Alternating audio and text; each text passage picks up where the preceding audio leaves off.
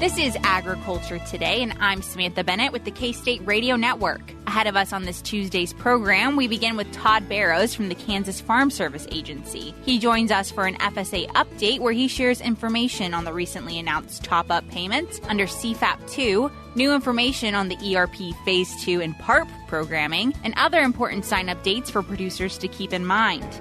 Also ahead, a new ovulation synchronization protocol has been gaining the attention of some. And K-State beef reproductive specialist Sandy Johnson joins Agriculture Today to share insight on the practice being referred to as 7&7 synch protocol. We end with this week's Beef Cattle Institute's Ask the Experts, where K-State experts Brad White, Brian Lubbers, and AJ Tarpoff answer a listener's question on the best ways to manage a hypothermic calf this winter. That and more is coming up ahead on Agriculture Today.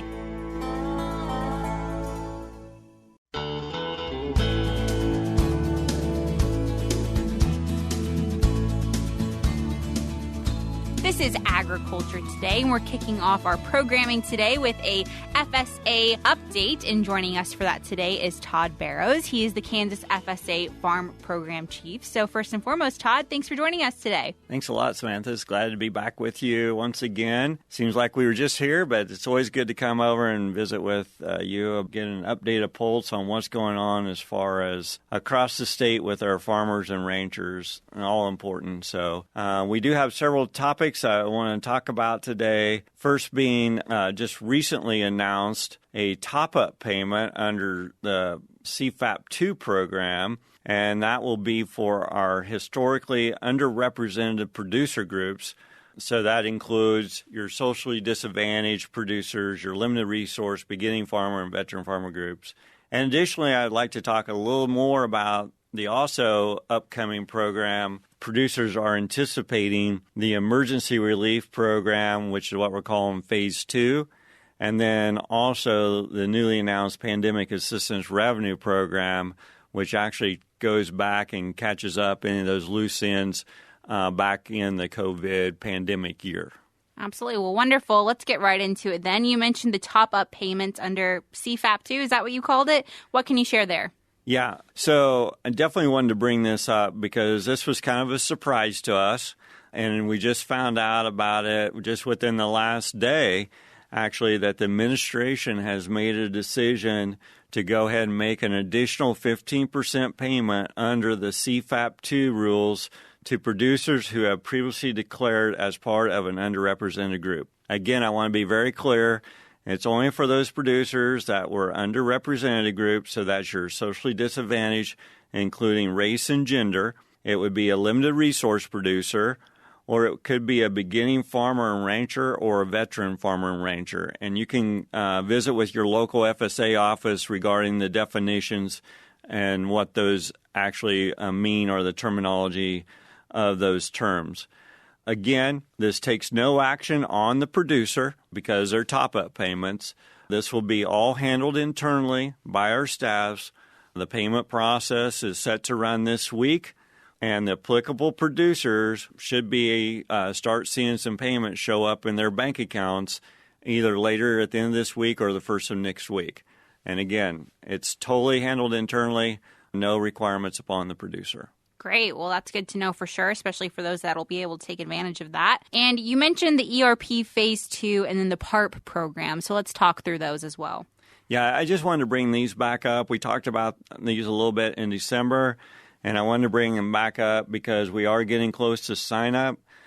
We still cannot say much about these programs until the rule or the federal regulations become final. However, we are expecting that to happen or that process to happen by the end of this week. And then at that point in time, the national office will be sending out additional press releases and additional information regarding those programs. However, if you've been paying attention to the national ag scene this week, Secretary Vilsack did make some comments at a National Farm Organizational Convention, and he spoke to these two programs. So I just wanted to bring up kind of some of the points that he spoke to, again, to our listeners today. So as I stated, we are looking at sign up, and the programs and these ERP Phase 2 and PARP will run simultaneously with a startup date of January the 23rd and they will run through June 2nd. So a relatively short window, only about 5 months there for a sign-up period. Training and additional guidance will be published later this month. We anticipate the rule to be final at the end of this week, and then we can release more information about these programs. I do want to mention all producers are eligible to apply for benefits both under the PARP program and the ERP Phase 2, regardless of previous participation in any other related programs. Because these are revenue-based programs, producers will need to work with their tax accountants and tax preparers to come up with program revenue requirements. And producers that do not have a tax preparer or accountant, FSA will provide, and there will be a link to a list of trained tax professionals that they can work with for assistance in coming up with that program revenue that will be needed to complete their application. Tax records 2018 and 2019 years will be your benchmark year or your reference years, and then your revenue loss disaster years for both these programs will be 2020 and 2021 for the PARP. For ERP Phase 2, it will be 2020, and then 2021 or 2022 is the producer's choice. Again, additional specifics will be forthcoming once that rule becomes final at the end of this week. Wonderful. Well, listeners will definitely need to keep an eye out for that information as more rolls out, because it sounds like it's going to be a quick turnaround. So It is, yeah. So, and with that, Samantha, the only thing else I have that I'd like to share today with the listeners is some upcoming deadlines that I just want to make sure that everybody's aware of these because of this past drought and disaster year. I want to make sure producers know that, remember, first of all, kind of in calendar order, January 20th is the final day for producers to apply for benefits under the Emergency Relief Program, or ERP Phase 1D. And producers will know if this is applicable to them because they would have got a notification letter in their mail notifying them that they needed to contact their local FSA county office. January 30th is the deadline for producers to finalize their 2022 Livestock Forage Program and ELAP applications, or Emergency Livestock Assistance Program applications. Those are both for livestock producers. They're both driven by the U.S. Drought Monitor. And again, because of all the drought disaster we had in 2022, I want to make sure producers don't miss that deadline. March 15th is the deadline for producers to make changes to their 2023 ARC PLC elections and program enrollment. And that's important for that annual benefit program.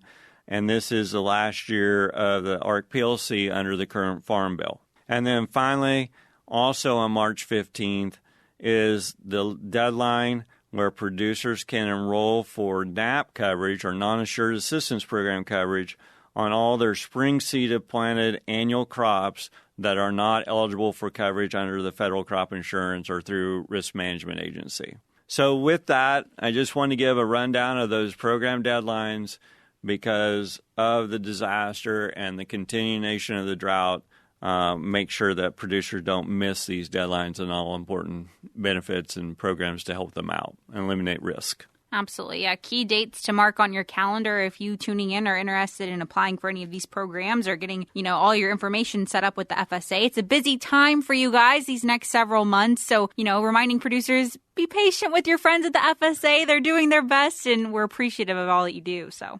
That's absolutely right, and that's a great point, and we appreciate that. I continually get calls from producers, asking me questions about programs, and they can get information from their county offices. Please understand that in today's world, that a lot of times the local offices can't talk about the programs until the administration or the Secretary of Ag makes announcements, or until these, as we call, rules or the federal regulations become finalized.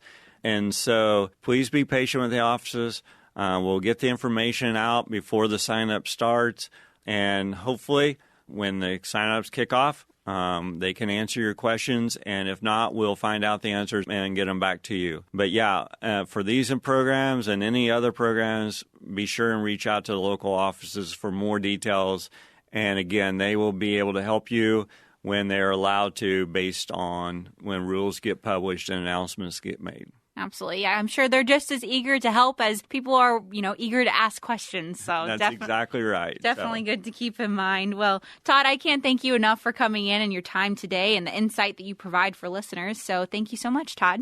Appreciate it, and we really appreciate the opportunity to come over and share. So thank you very much for having us. Absolutely. Once again, that was Todd Barrows. He is the Kansas FSA Farm Program Chief, sharing information on some of the latest upcoming programs and the information that we can share currently on some of those upcoming programs. So once again, thank you, Todd. Before we cut to a short break here shortly, K-State Research and Extension is asking for your help. Those of us that work for K-State Research and Extension do our best every day to ensure that you, our stakeholders, are getting the most relevant and timely information possible. That's the job we've been filling for nearly 108 years now, ever since K-State Research and Extension was brought into existence. And we don't take that job lightly. Because of this, we have recently released a public survey asking about the current and potential future needs of those we care about most, Kansans. So, if you are a Kansan that is over the age of 18 and has used, currently uses, or hopes to use K-State Research and Extension programming, hint, hint, if you're listening to this show now, you are one, do us a favor and complete the survey. So, if you are interested in completing the survey, it'll be a huge help to all of us here at K-State Research and Extension. A link will be posted in the show notes of today's program, which, as always, can be found on agtoday.net. The survey is readily available in both English and Spanish. We'll be back with more ahead on Agriculture Today.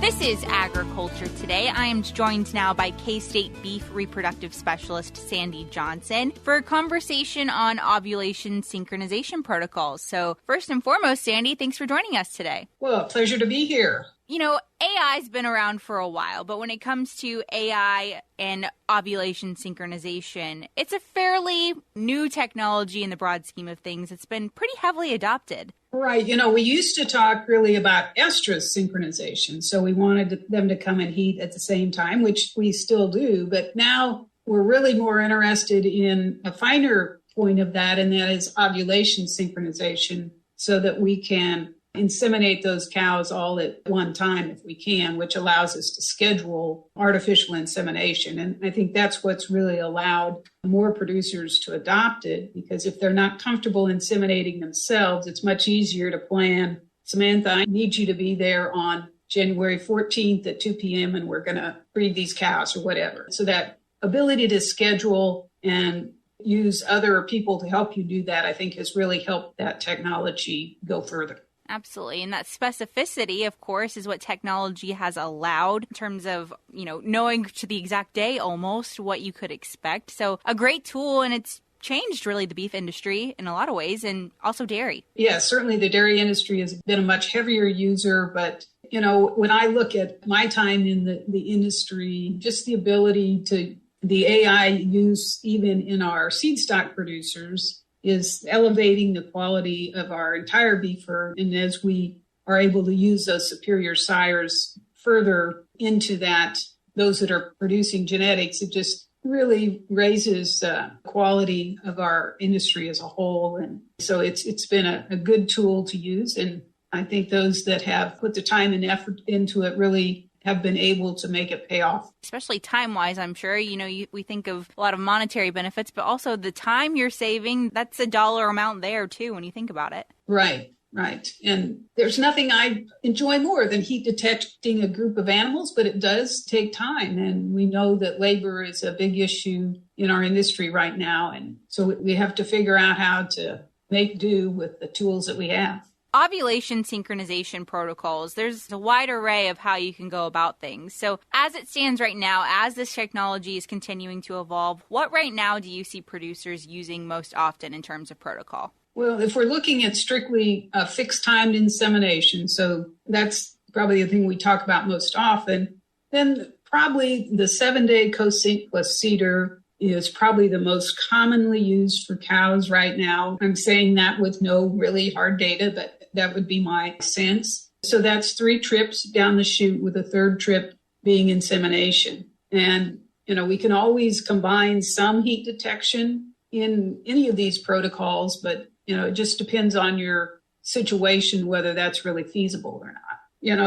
What I tell people when we talk about protocols, there's a lot of things you can do. What we've tried to do is make a short list of things that do work. And if I were to try and tell you about all the successes and failures over the course of years, that takes a long time. And so rather than experiment on your own, take advantage of our collective successes and failures. And I'm referring to the lists of recommended protocols that our Beef Reproduction Task Force puts out, research and extension group that works in this area that I'm part of, to try and make it simpler to pick out something and have success. Sure. And, from that list, being able to choose what works for your operations needs, like you said, a lot of variability in terms of how many times people are willing to have their animals go through the chute, for sure. Right. I wanted to have this conversation today specifically because there's been a lot of chatter around the 7&7 synch protocol that is going around right now. So it's getting a lot of attention. What does this protocol really consist of? And is it more effective in any way? Is that why all this chatter is happening? Right. So the 7&7 protocol came out of efforts trying to really improve on that 7-day co-sync plus cedar that I mentioned earlier. And, essentially that's 3 trips down the chute. And so as we looked at ways to try and improve the response that we were getting, and, that's kind of our baseline, people were looking at other pre-synchronization methods. And so the idea being is if 4 cows were at the same place at the start of the protocol, that would reduce our variability and we'd get a better response to our treatments by trying to not synchronize cows over 21 days of the cycle. Maybe there's only 10 days of variation in where those cows are when we start our synchronization protocol. So people were looking at pre-synchronization, and this was going on in the dairy industry as well. And of course, the dairy industry is more accepting of additional handling. As we looked at pre-synchronization on the beef side, it's like, well, it's got to be pretty good if we're going to add an additional handler. So the 7&7 synch is a pre-synchronization protocol that leaves a cedar in place for 14 days and really changes the order of progression of some of our injections from what people are used to, which is important to note. But the bottom line, I think, for this discussion is that it adds a 4th handling. Okay. And so if the result is good enough, yay, well, some people maybe are fine with that. And so what we see broadly with this protocol is that the estrus response, when we remove that cedar, is very good. And then I tried to summarize some different data sets, but we don't always see an improvement in pregnancy rate with that 7&7 synch protocol compared to the 7&7. And so that's one comparison. And then we have more recently compared the 7&7 to another pre-synchronization protocol. And that's actually been on our recommended sheet in a heat detection and AI setting for quite some time. But the general thought was that, well, it's a 4th handling. People aren't going to use it. So that option has been there. As time is going on, it appeared that the heat response, or how many females show estrus after we remove the cedar with the 7&7, that we were seeing a better response with that protocol. And as we've looked at additional data, that indeed is true. And even when we compare it to the other pre-synchronization protocol, the PG6, however, when we look at the overall pregnancy rates, comparing a pre-synchronization protocol to another pre-synchronization protocol, we didn't see any improvement in pregnancy rate there. So we rarely really have as large as studies as we might ideally like to make some of these comparisons, just because when we're looking at a 50% pregnancy rate and it's a yes-no thing, we need lots and lots of observations. So we continue to collect data, observations in the field. So what does seem to be consistent with the 7&7 is a good estrus response, but it doesn't necessarily seem to be translating into more pregnancies. So that's a little bit of a concern. Could be the number of observations we have. Could be that we're having some other things going on there that we have to tweak in order to make every estrus response have a better chance at a pregnancy. So it's another option in the toolbox. And as I've talked with some of our AI techs and say, well, what do you see people's response to additional handling? And what it looks like is those people that are experienced with AI and they're used to working cows, and I'm going to say they have the facilities and it's relatively easy to do. They're like, yeah, this is okay. And of course, when they see those animals in heat, whether they're getting more pregnant or not, that's always encouraging. There's no way around that, to feel good about that. So, it's another option. And I know that a lot of people are trying it out. And if they're getting more pregnancies, great. That's what we want to hear. If it's a little harder for you to work animals, that doesn't look, 4 times, just we don't get along 4 days in a row to make that work. Whatever it is, you've got options. And so I think that's the good part is that there are options and several things that'll work. And hopefully you can find one that fits your situation. If those tuning in are looking to learn more about if it's either, 7&7 sync protocol, if they're interested in being like, maybe that might work for, our operation, if that's something they're considering, where can they find more information on that? And then also that short list, like you mentioned, where can that also be found? Right. So I'm going to direct you to our Beef Reproduction Task Force site at beefrepro.org. That's beefrepro.org. It will have those protocol sheets that I mentioned, so a short list of things to select from. And within the resources there, it will also direct you to the estrus synchronization planner. And very important when we're using these protocols is to do the right thing on the right day. And then as it comes to the last part between our last treatment and fixed timed AI, that time period is important. And so we want you to plan that ahead. Don't call me and say, it says I'm supposed to breed these at 2 a.m. Do I really have to do that? I want you to learn that before you make that first treatment to see if that time schedule works for you. So those tools are at beefrepro.org. And then, of course, if they have additional questions, there's contacts there, or contact me at sandyj@ksu.edu. I'd be glad to work with producers on synchronization programs and trying to improve their responses. Well, Sandy, some great resources there that you just shared, and I'll link to all of those in the show notes of today's program, which can be found on agtoday.net as well. But as always, Sandy, thank you so much for your time and your insight. You bet. Always glad to talk about reproduction. Once again, that was K-State Beef Reproductive Specialist Sandy Johnson joining us for a conversation on ovulation synchronization protocols. We'll be back with more ahead on Agriculture Today. This is Agriculture Today. We're ending today's program with our friends from the Beef Cattle Institute for this week's Ask the Experts. This week, we're joined by K-State experts Brad White, Brian Lubbers, as well as AJ Tarpoff.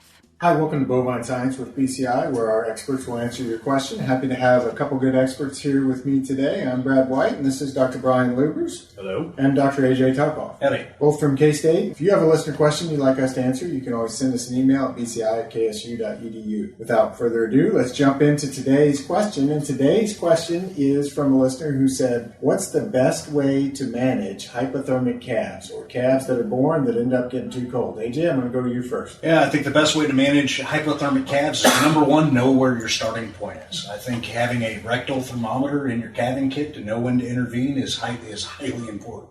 From that, when do we need to intervene? I think any animal from the, once we get into the mid-90s, the upper to mid-90s, they need some added help. My personal favorite for warming calves up is actually dry circulating air. Some of the hot boxes and circulating, I know they're expensive, but they are worth their weight in gold to try to warm those calves up. Biggest thing that I like to remind people is it takes time. This is a labor-intensive thing to try to manage hypothermic calves, to slowly warm them up. So get them in there. It's going to take about 2 hours. It's okay to wait to give colostrum if you got hypothermic calves. AJ covered a lot of points there. Take his temperature, get him warmed up, that dry air, and you may have to wait to do colostrum. So 8 points for AJ out of the gate. Brian? It's going to be tough to beat.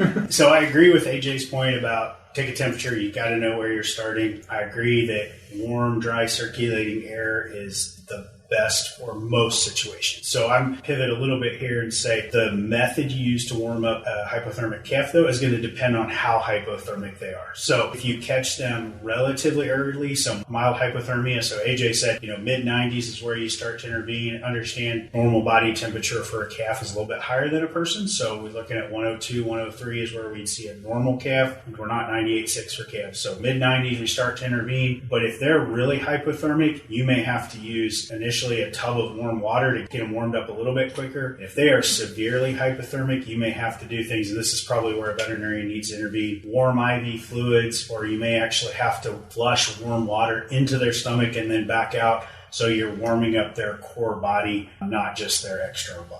Good additions, because the type of heat that you use is going to depend how far down the ladder they are as far as their temperature is. So 9 points for the answer, but 2-point deduction for going overtime. So AJ, as we think about warming up those calves and getting them going, what's next, right? I've got them maybe come back up to temperature. How soon can I put them back outside? What do I start thinking about next, or the next steps in that process? Yeah, so I'll take that in the area of, this is a newborn calf, right? Born on a negative 30-degree day. So I'll use it in that context. We noticed it was weak, it was down, it looked very cold. We picked it up, could tell right away it was hypothermic. We took a rectal temperature, and now we're down into the mid-80s. We were able to successfully get it kind of warmed back up, whether in the pickup or in a drying box or in a tub submersion. A lot of different ways. Regardless of the way you're going to do it, it's going to take an hour, hour and a half. Then it's making sure that calf is dry. If that calf is dry to the bone, it's warmed back up, and now it's time to reintroduce it to its mom. Make sure they're in a protected area, and they should be good to go. So you're good with taking them right back out within a couple hours, get it back to its mom so it can start nursing. Yep. Right? Yep. I agree with AJ again. I think the one addition I would put in there is, again, I'll take the same scenario. This is a newborn calf. We know we were able to intervene relatively quickly. We're able to get that calf recovered relatively quickly. I think the one thing, because we're on the clock now with colostrum, so I think the one addition I might add in there is, let's say we thought the calf was a couple hours old when we noticed it maybe. It took a couple hours to warm it up. So we're 4 hours into, really we'd like it in there in the first 12 hours. 24 is the absolute max for colostrum. So the further we get into that 12-hour window, if you're 6-8 hours, I think supplementing colostrum at that point is an absolute necessity. But I agree, kicking back out with mom as soon as they're able to move around, stand, and have a relatively normal body temp. Excellent answers, guys. This is great information, especially when we go through this time of year and these calves are born into the cold. Final score, AJ got 9. Brian, you ended up with 8. You get an extra point for that last answer. But if you have any questions you'd like us to answer, you can send us an email at bci@ksu.edu. Once again, those were K-State experts Brad White, Brian Lubbers, and AJ Tarpoff for this week's BCI's Ask the Experts. That concludes today's programming. We'll be back with more tomorrow on Agriculture Today.